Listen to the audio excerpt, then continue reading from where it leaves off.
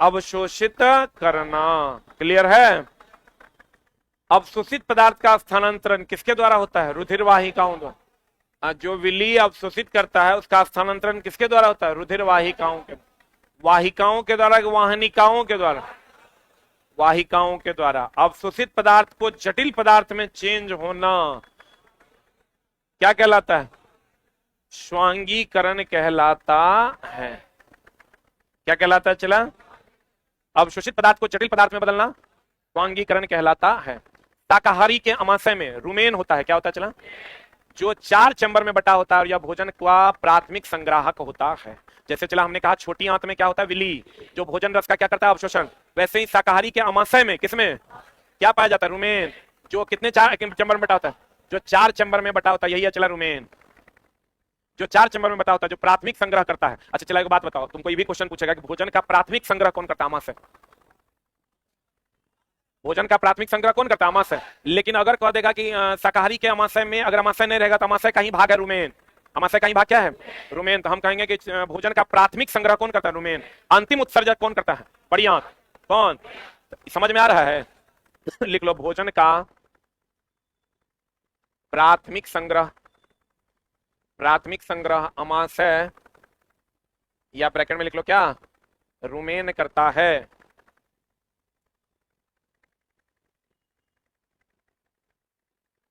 ये क्लास 6:20 से स्टार्ट होती है। जब तक मेरा दिल करता है हम पढ़ा देते हैं।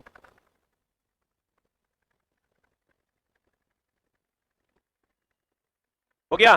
बताओ चला, खाना जो हम लोग खाते हैं तो ग्रसनी के बाद कहां जाता है? अमाशय में। कहां जाता है? अमाशय में जाता है। तो अमाशय में ही एक भाग कौन है? रुमेन। देखो तो विली हो गया, विली हुआ, विली हो गया, एल्वियोली हो गया, रुमेन हो गया। विली होता है छोटी आंत में, एल्वियोली होता है फेफड़ा में, और रुमेन होता है अमाशय में। रुमेन कहां होता है? अमाशय। अमीबा जलाशय में पाया जाने वाला, बताओ ये कोशिकीय जीव है कि द्विकोशिकीय? आज बताओ अमीबा यूकैरियोटिक है कि प्रोकैरियोटिक? अमीबा यूकैरियोटिक है। अमीबा क्या है? यूकैरियोटिक मतलब विकसित की अविकसित? विकसित। अमीबा जो है ये यूकैरियोटिक है। क्या है? चला, यूकैरियोटिक है। अमीबा क्या है? यूकैरियोटिक है। चला अभी तुम्हारा 6-7 चल रहा है तो थोड़ा सा लेवल तुमको कम मिलेगा। वैसे कम क्या मिलेगा? सब उल्टे पुल्टा लाइन। और आगे जब जैसे जैसे तुम बढ़ोगे तुमको लेवल थोड़ा सा टफ मिलेगा। पढ़े? अब जो अमीबा के चलने वाले पदार्थ कृत्रिम पांव कहलाते हैं। कौन पांव कहलाते हैं? और अमीबा अपना भोजन खाद्य धानी के द्वारा अंतर ग्रहण करता, किसके द्वारा? कार्बोहाइड्रेट का पाचन कहां से होता है? क्लियर है ना? ये सबको लाइन चला डायरेक्ट एनसीईआरटी में आपको पता होगा। कार्बोहाइड्रेट का पाचन सीधा कहां शुरू होता है? मुख से। कहां से? अब मुख में कौन सा एंजाइम पाया जाता है? टाइलिन और एमाइलेज। लिख लो, मुख में जो एंजाइम है वो है टाइलिन और कौन चला? एमाइलेज। मुख में जो एंजाइम है वो है टाइलिन और कौन? एमाइलेज। मुख में पाया जाने वाला एंजाइम है टाइलिन और क्या? एमाइलेज। अरे दुष्चोटा है, जिन लोगों का टेक्नीशियन का बैच है उसको 2 दिन के लिए एक्सटेंड कर दिया गया है। सोमवार से स्टार्ट होगा। क्लासरूम की दिक्कत है, क्लासरूम खाली नहीं है।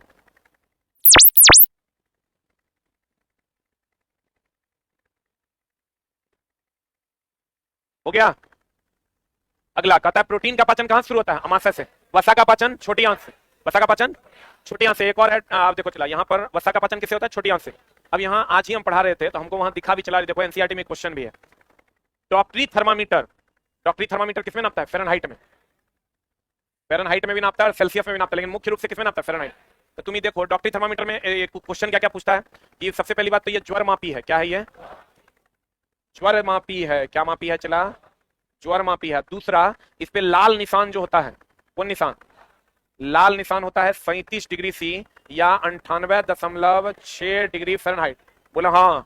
इसका अब चला, इतना तो तुम जानता होगा लाल निशान का होता है। रेंज पूछता है। क्या पूछता है? चला, रेंज यानी परास। परास मतलब प्राथमिक और अंतिम। तो तुम गौर से देखो कि 35 डिग्री सी से लेके 42 डिग्री सी और 94 डिग्री फ़ारेनहाइट से लेके 108 डिग्री तक किसी किताब में नहीं, इवन मेरे किताब में भी नहीं। लेकिन हम अब तो ये 7 लाइन अपने किताब में ऐड करने वाले हैं, अब मेरे किताब में ये आ जाएगा। अगर तुमको डिग्री सी में देखो, ये तो पता है ना मनुष्य के शरीर का सामान्य ताप कितना डिग्री सी है? 37 डिग्री। कितना डिग्री सी है?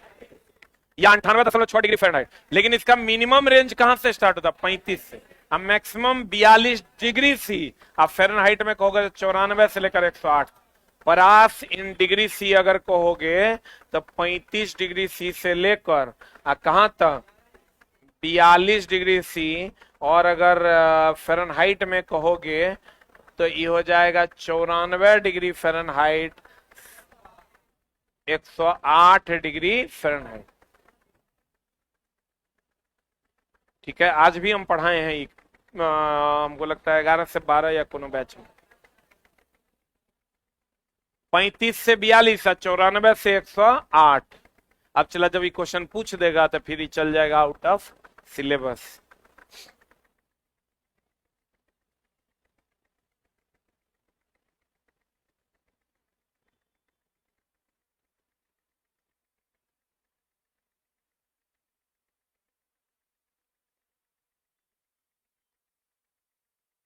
हो गया? अरे हुआ?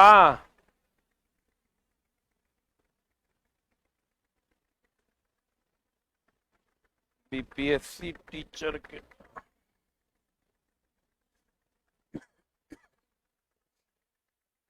अभी चला, बीपीएससी टीचर का जो बैच दिए हैं, हम लोग भी बैच दिए तो बाद में ठगना पड़ा बच्चा।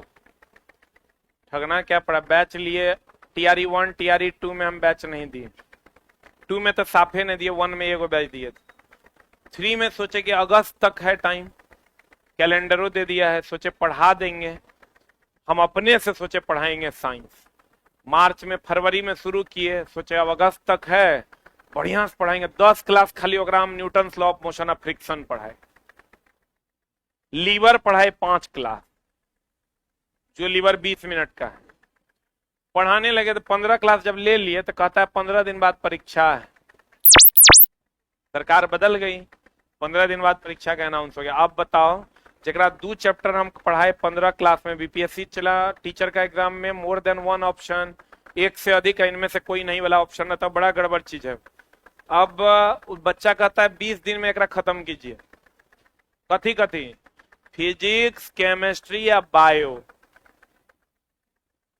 अब बताओ कैसे खत्म किया जाए? हमको लगता है छुएंगे सब पन्ना तो हमारा 4-5 घंटा लगे, अब कहता है 12-14 घंटा में खत्म कर।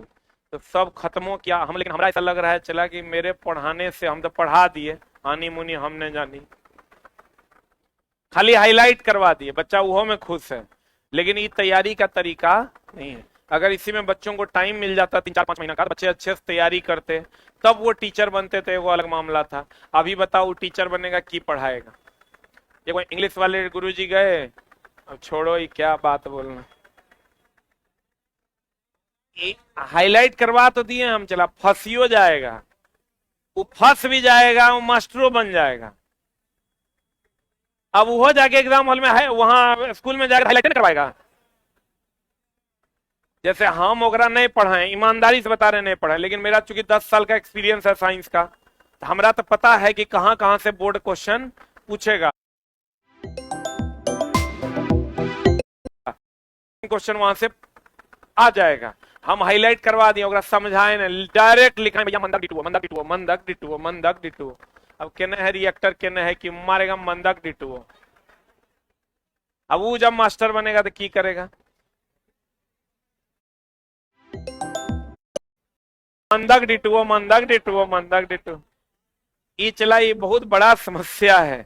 और हम एकदम, हमको अंदर से पहली बार मेरे जीवन में अगर सबसे ज्यादा हमको अंदर से ग्लानि महसूस हुआ तो टीआरई 3.0 का बैच देखा। लेकिन उसमें मेरी कोई गलती नहीं है, लेकिन चला कभी भी रात में उठते हैं तो हमको याद आता है कि हम बच्चा से पैसा लिए और उसको पढ़ाए नहीं।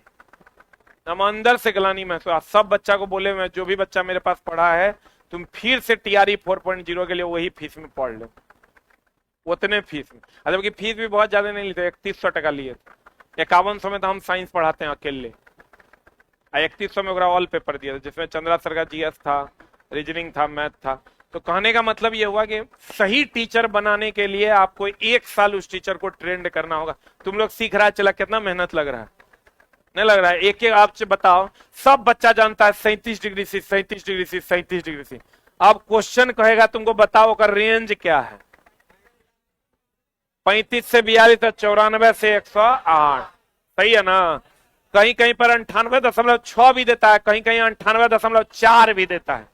इसका ध्यान रखना। तुम कहोगे दोनों दे दिया, तो नहीं देगा, कोई ये को देगा, या तो 98.6 डिग्री फ़ारेनहाइट देगा, ये मनुष्य के शरीर का सामान्य तापमान भी है, और यहीं पर लाल निशान भी लगा हुआ होता, एगो चीज हमेशा ध्यान रखना, जब भी थर्मामीटर से नापना हो तो वर्टिकल स्टेज में नापना, सुला के। लोग बैठलो बैठल लगा लेता है, जबकि थर्मामीटर लगाने का तरीका है थर्मामीटर खड़े अवस्था में होना चाहिए। तो क्वेश्चन आएगा थर्मामीटर, वही पहेली, बूझो को लगा दी थर्मामीटर, अब कहेगा बताओ थर्मामीटर बैठा के लगाना चाहिए कि सुला के? थर्मामीटर की सही माप के लिए कैसा रखा जाता है? ऊर्ध्वाधर। कैसा रखा जाता है? चला ये ऊर्ध्वाधर रहेगा तब न चढ़ेगा, आई ऐसा रहेगा तो चढ़ेगा कैसे? क्योंकि इसका ग्रेविटेशनल फोर्स तो नीचे की तरफ लगेगा, तो चढ़ने नहीं देगा। जब भी थर्मामीटर का उपयोग करें कैसे? खड़े अवस्था। अब देखो मेरे किताब में ही जाओगे तो मेरे किताब में हम लिख दिए मनुष्य के शरीर का सामान्य तापमान 37 डिग्री सी है, जिसका फ़ारेनहाइट में 98.6 डिग्री फ़ारेनहाइट है। अब हम अपने किताब में ये ऐड करेंगे थर्मामीटर की सही माप किस अवस्था में रखी जाएगी? ऊर्ध्वाधर में रखा जाएगा। उसका रेंज क्या होगा? 35 से 42 या 94 से 108। ये ऑलरेडी किताब में है। अब देखो वह प्रक्रम, देखो एक बात तो थोड़ा पता होगा चला, एक होता है क्वेश्चन ना बड़ा अटपट तरीके से देता है, जब क्वेश्चन बनाओगे तो पता चलेगा। अणुओं के संगठन के कारण, अणुओं का संगठन का मतलब होता है आणविक गति। वर्ड बदल देगा, मामला गड़बड़ा देगा। एक होता है ऊष्मा संचलन की विधि है, गौर फरमाइएगा, ऊष्मा संचलन की विधि है। कौन कौन? चालन, हम दुए को पर बात करते हैं, एगो चालन पर, एगो संवहन पर। विकिरण तो सब जानता है, सूर्य की ऊष्मा का पृथ्वी तक पहुंचना, बोलवे नहीं करेगा। तो चालन की अगर हम बात करें, किसकी बात करें? चला चालन, ऊष्मा संचरण की दो विधि है, वो चालन संवहन, तीसरा भी है विकिरण। चालन हो गया चला लोहा का गर्म करना। किसका गर्म करना? लोहा का गर्म करना। एक दूसरे को दूसरा, तीसरे को तीसरा, चौथे को चौथा, पांचवे को पांचवा, छठे को।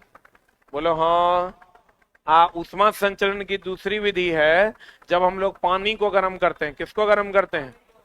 पानी को गर्म करते हैं। तो एक अणु दूसरे अणु को, दूसरा अणु तीसरे अणु को, तीसरा अणु चौथे अणु को गर्म करता है। ये अणु ऊपर जाता है। देखो बढ़िया से, इसमें आणविक गति नहीं होती है। आणविक गति होती है क्या? आणविक गति नहीं होती है। एक दूसरे को गर्म करता है, दूसरा तीसरे को। इसमें ये अणु ऊपर जाता है। इसको कभी कभी हम कहते हैं इसमें आणविक गति होता है, उसके कारण ऊष्मा का संचार। इसी को कहते हैं आणविक संघटन। इसी में वर्डे बदल देता है। इसको कहते हैं चला हम लोग आणविक संघटन के कारण ऊष्मा का संचरण होता है। किसमें? संवहन में। इसको चला अस्थिर से घेर लो। आणविक संघटन के कारण ऊष्मा का संचरण होता है। किस विधि द्वारा? संवहन विधि द्वारा। आणविक संघटन के द्वारा ऊष्मा का संचरण होता है। कौन विधि द्वारा? संवहन विधि द्वारा। आणविक संघटन। संघटन का मतलब यहां ट्रांसमिशन है। संघटन का मतलब क्या है? ट्रांसमिशन है। हाँ, हेलो,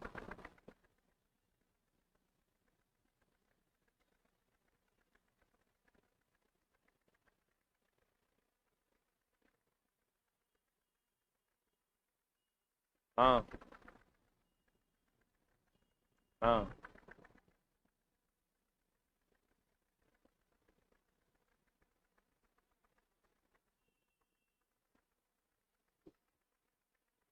आणविक संगठन। आणविक संगठन मतलब अणुओं का क्या? ट्रांसमिशन। बोलो रे। तो कहता है चला, लिख लिया? लिखा कि नहीं? लिख लिए?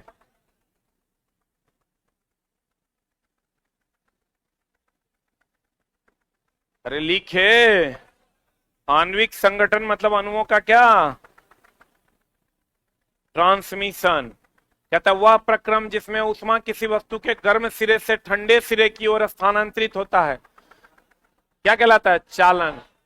कहता है अणुओं के द्वारा ऊष्मा का स्थानांतरण चालन कहलाता है, तथा अणुओं की गति के कारण ऊष्मा का स्थानांतरण क्या कहलाता है?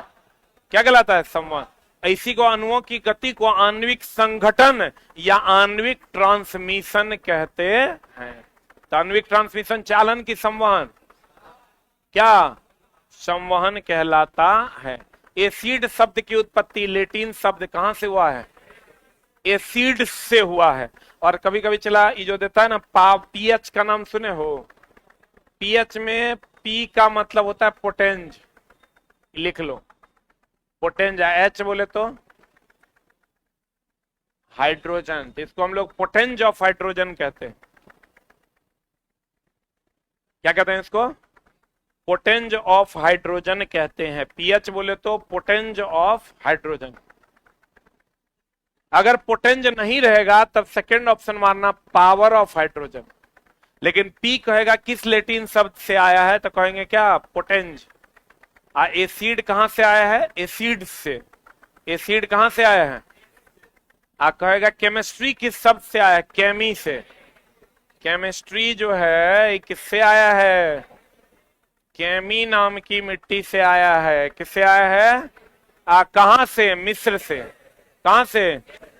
मिस्र से आया है। अब कहता है चला हल्दी। अब चला ध्यान देना, जो अम्ल क्षार सूचक दो प्रकार का, एक प्राकृतिक का एक कृत्रिम। तुमको खूब मिलेगा इसका क्वेश्चन। अम्ल क्षार सूचक दो प्रकार का, एक प्राकृतिक एगो कृत्रिम। प्राकृतिक में बताओ, हल्दी प्राकृतिक है कि कृत्रिम है? मिथाइल ऑरेंज ही तो कृत्रिम है। फिनोप्थिलीन क्या है? कृत्रिम है। पंखुड़ी होता है, चला पिटूनिया का पंखुड़ी नाम सुना है? गोभी का पत्ता, ये सब क्या है? प्राकृतिक है। प्राकृतिक जो प्रकृति में मिलता है उसमें देखो कौन कौन है? हल्दी, लिटमस, गुड़हल की पंखुड़ियां, ये क्या है? प्राकृतिक सूचक है। मिथाइल ऑरेंज, फिनोप्थिलीन, ये कृत्रिम सूचक है। क्या है ये? मिथाइल ऑरेंज और फिनोप्थिलीन क्या है? कृत्रिम सूचक। चला नामों से नहीं लग रहा है मिथाइल ऑरेंज, फिनोप्थिलीन, ये प्रकृति में पाया जाता है क्या? ये तो हल्दी प्राकृतिक है। कोई भी पिटूनिया का पंखुड़ी, इसी में देगा पिटूनिया का पंखुड़ी, इसको भी लिख लो पिटूनिया का पंखुड़ी। पिटूनिया का क्या? पंखुड़ी। ये क्या है? प्राकृतिक की कृत्रिम? अब मिथाइल ऑरेंज और फिनोप्थिलीन क्या है? कृत्रिम। मिथाइल ऑरेंज और कृत्रिम फिनोप्थिलीन क्या है? कृत्रिम। अब देखो कहता लिटमस पत्र की प्राप्ति कहां से मिलती है? लाइकेन। लाइकेन का रंग कैसा? इस सबको पता होगा। लाइकेन का रंग कैसा? बैगनी। लाइकेन शैवाल और कवक का क्या है? मिश्रण है। लाइकेन शैवाल और कवक का क्या है? चला मिश्रण। लाइकेन का रंग कैसा होता है? बैगनी। तो देखो शैवाल और कवक की प्राकृतिक है कि कृत्रिम है? अरे बोलन दे। लड़का को पूछेगा लिटमस पत्र क्या है, तू समझता पेपर है। लिटमस पत्र जो है वो लड़का पूछता है क्या है? पेपर है। लिटमस पत्र भी पेपर के रूप में भी पाया जाता है चला, लेकिन ये शैवाल और कवक का क्या है? मिश्रण है। और इसका रंग कैसा होता है? बैगनी। आई प्राकृतिक है कि कृत्रिम है? अब कहता है मिथाइल ऑरेंज अम्ल को लाल तथा क्षार को क्या करता है? पीला। मिथाइल ऑरेंज अम्ल को क्या करेगा? क्षार को क्या करेगा? पीला। मिथाइल ऑरेंज अम्ल को लाल, क्षार को पीला। ये चला कथन निष्कर्ष में देता है तो मामला गड़बड़ाना नहीं। मिथाइल ऑरेंज अम्ल को लाल और क्षार को पीला कर देता है। फिनोप्थिलीन अम्ल में कोई रंग नहीं देता है, अम्ल के साथ कोई रंग नहीं देगा, तथा क्षार को कैसा कर देगा? गुलाबी। याद रखना फिनोप्थिलीन। ये चला 80, 81 अब 82, तीनों पॉइंट को याद रखना। 80, 81, 82 दो चार 5 बार बढ़िया से पढ़ लेना। फिनोप्थिलीन अम्ल में कोई रंग नहीं देता तथा क्षार को क्या कर देता है? गुलाबी। फिनोप्थिलीन अम्ल में कोई रंग देता है लेकिन क्षार को क्या करता है? गुलाबी। गुड़हल के पुष्प अम्ल को गहरा गुलाबी, मेजेंटा, तथा क्षार को क्या कर देता है? हरा करता। याद रखना पड़ेगा। हल्दी अम्ल को नीला या पीला तथा क्षार को लाल अर्थात लिटमस पत्र के विपरीत रंग देता है। गुलाबी, मतलब जो गुलाबी रहता है तो गुलाबी नहीं रहता, वो कैसा हो जाता है, लाल। ये याद रखना। चला अम्ल के साथ कैसा देगा, नीला या पीला। क्षार के साथ कैसा देगा, लाल। और ये चला क्वेश्चन तुमको पता होगा कि जब अम्ल क्षार से अभिक्रिया करेगा तो क्या बना देगा, लवण। आप प्लस क्या बना देगा, जल। तो चला ये तो सब जानता है, ये उदासीनीकरण अभिक्रिया है। कौन नहीं जाना था, सब जाना था कि अम्ल क्षार से अभिक्रिया करेगा, लवण और जल बनाएगा। ये भी तुम याद रखो कि अम्ल में कुछ भी मिला दीजिएगा तो ये उष्मा देगा, अर्थात उष्मा क्षेपी अभिक्रिया है।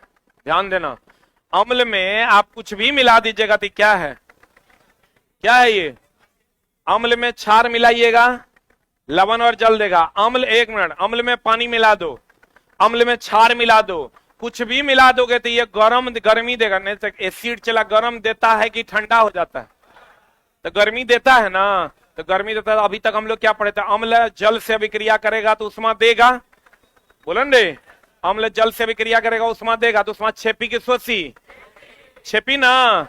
और अम्ल कुछ भी से अभिक्रिया करेगा तो आज से जान लो, अम्ल किसी भी चीज से अभिक्रिया करेगा तो उष्मा देगा, और उष्मा देगा तो उष्मा क्षेपी है। अर्थात उदासीनीकरण अभिक्रिया जो होगा वो क्या है, उष्मा क्षेपी। उदासीनीकरण अभिक्रिया क्या है, उष्मा क्षेपी अभिक्रिया का एक उदाहरण है।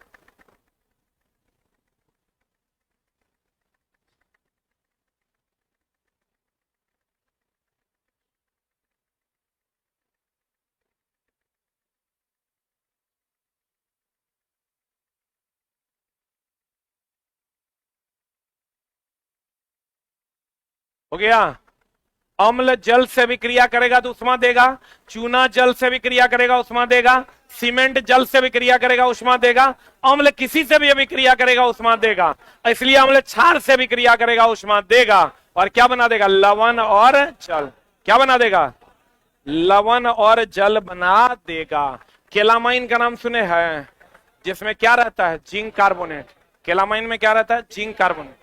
कहता वह परिवर्तन जिसमें नए पदार्थ का निर्माण होता है तथा उसे पुनः मूल घटकों में नहीं लाया जा सकता है। कौन परिवर्तन, जैसे चला ई खाली क्या किया है, शब्द की मर्यादा को बदल दिया है। हम लोग क्या पढ़ते हैं, जो एक बार बदल गया अब फिर से वो पदार्थ ना मिलेगा, उसे रासायनिक परिवर्तन। यहां कह रहा है एक बार जो बदल गया फिर से मूल घटक नहीं मिलेगा। मूल घटक मतलब प्राथमिक वस्तु। लाइन वही है, खाली पूछने का अंदाज बदल गया कि ये परिवर्तन जिसमें नए पदार्थ का निर्माण होता है तथा उसे मूल घटक यानी पुराने पदार्थ में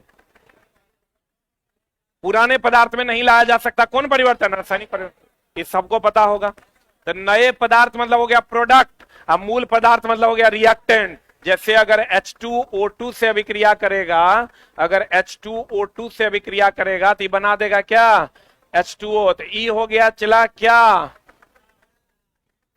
मूल पदार्थ। ये क्या हो गया चला, ये हो गया मूल पदार्थ। क्या हो गया, ये मूल पदार्थ।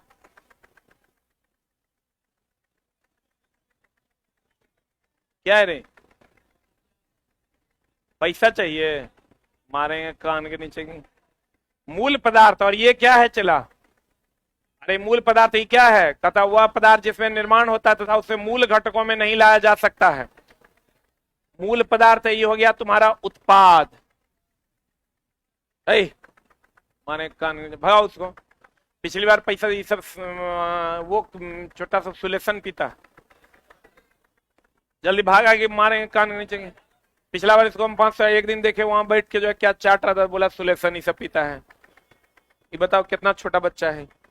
ये चला कौन पदार्थ है, मूल पदार्थ। आई क्या है, उत्पाद। तो बताओ जल्दी से आंसर। वह परिवर्तन जिसमें नए पदार्थ का निर्माण होता है तथा उसे पुनः मूल घटक में नहीं लाया जा सकता। उत्पाद को हम लोग नए पदार्थ कह सकते हैं। उत्पाद को हम लोग क्या कहते हैं, नए पदार्थ। इसको क्या कहते हैं, मूल पदार्थ। हम लोग कहते हैं वह परिवर्तन जिसमें परिवर्तन होने के बाद फिर से ना मिले, तो आप कहेंगे वह परिवर्तन जिसमें मूल पदार्थ परिवर्तित होकर नए पदार्थ बनते हैं और नए पदार्थ फिर से मूल पदार्थ ना बने, ऐसे परिवर्तन को रासायनिक परिवर्तन कहते हैं। और यही भौतिक परिवर्तन में कहेंगे वैसा परिवर्तन जिसमें मूल पदार्थ नए पदार्थ में परिवर्तित होता है और नया पदार्थ फिर मूल पदार्थ बन जाता है। यह परिवर्तन कौन परिवर्तन कहलाता है, भौतिक परिवर्तन कहलाता है। सही कि गलत? जंग लगना हम लोग कहते हैं ऑक्सीजन और जल की उपस्थिति में। अब लेकिन जानिए जलवाष्प की भी उपस्थिति में। बोलो रे, जंग लगना ऑक्सीजन प्लस जल अर्थात जलवाष्प। तो जलवाष्प का मतलब ऑक्सीजन प्लस जल हो गया रे चला। बोलो रे, ऑक्सीजन प्लस जल अर्थात जलवाष्प दोनों की आवश्यकता होती है। जलवाष्प का मतलब लिख लो ऑक्सीजन प्लस क्या? जल। अच्छा बताओ चला, समुद्र के पानी में ज्यादा जंग लगेगा कौन? आर छोटा लवण युक्त जंग लगने के प्रक्रम की दर को क्या करता है? बढ़ा देता है। अच्छा हमको एक बात बताओ एकदम सिंपल सा, हम लोग नहीं कहते नमक डाल दोगे तो हड्डियों गल जाएगा। तो नमक जो होता है क्षारीय होता है और क्षार होता है तो वो तेजी से अभिक्रिया करता है। और लवण युक्त पानी में अगर तुम डालोगे तो जंग लगने के प्रक्रम की दर को क्या कर देगा? बढ़ा दे। तो जल्दी जल्दी जंग लगेगा कि धीरे धीरे? लवण युक्त जल में जंग लगने के प्रक्रम की दर क्या होती है? अधिक होती है। किसके कारण? लवण के कारण। किसके कारण?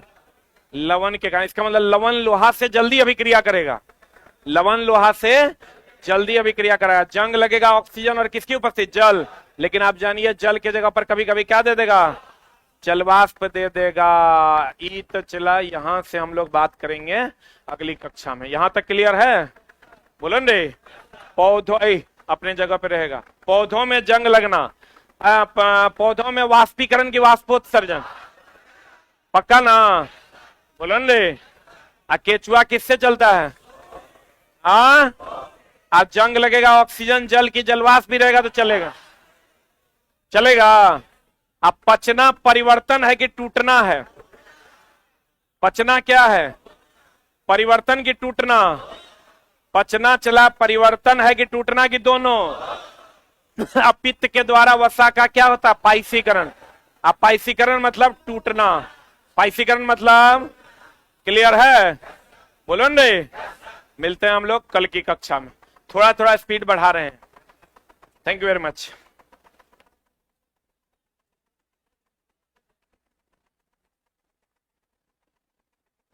जो बच्चे नए हैं चला 6:15 में ये क्लास चलती है।